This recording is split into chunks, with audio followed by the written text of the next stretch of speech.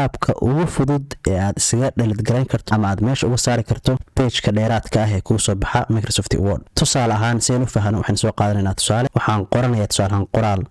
waxa aan salaamayaa dhammaan dadweynaha Soomaaliyeed ee ku xidhan bartaydan YouTube. intaasoo kale waan qortay tusaale ahaan. qoraalkan marka waa badinaynaa. marka meesha waxa kugu qoran qoraal ka kooban 2 page. sidoo kale waxa la socda page saddexaad cad. marka page-kan saddexaad sidii aad meesha uga saar lahayd ayaan sharaxaynaa. ilaa iyo 3 qaab ayaa uga saari kartaa ama aad u dhilid garan kartaa page-kan dheeraadka ah. qodobka koowaad waxaad sameynaysaa waxaad tagaysaa page-ka ruuxiisa meesha ugu dambaysa. deetana waxaad taabanaysaa calaamadda delete. saas marka page-kaasi uu ku baxaya. hadda kale waxa ku soo haray 2 page. haddii aan xagga fiirino qaybtan hoose page 2 of 2 yani 2 page halkan ku sheegay 2 page kale inuu soo hareen. qodobka labaad waxaad tagaysaa meeshan ka qorantay home.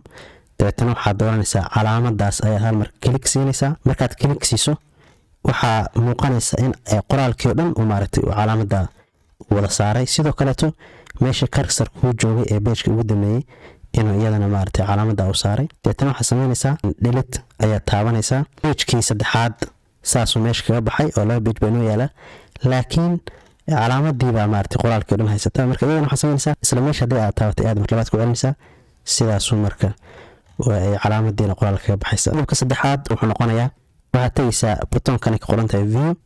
dabeetana waxaad dooranaysaa buttonkan ay ku qoran tahay navigation bar show.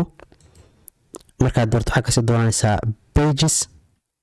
halkan waxaa soo baxaya inta page ee maaragtay meesha ku taala waa 2 page wax ku qoran yihiin iyo page saddexaad oo cadaan oo aysan xog ku qorayn. waana page-ka aan doonay inaan iska dhig garayno. deetana page-kaas aad dogtaysaa waxaan taabanaysaa calaamadda delete. waxaan rajaynayaa saaxiib yaal inaad wax ka faa'iideen. haddaad wuxuun ka faa'iideen muuqaalka lag sii saar. haddaad nagu cusub tahay nagu soo beer. salaam.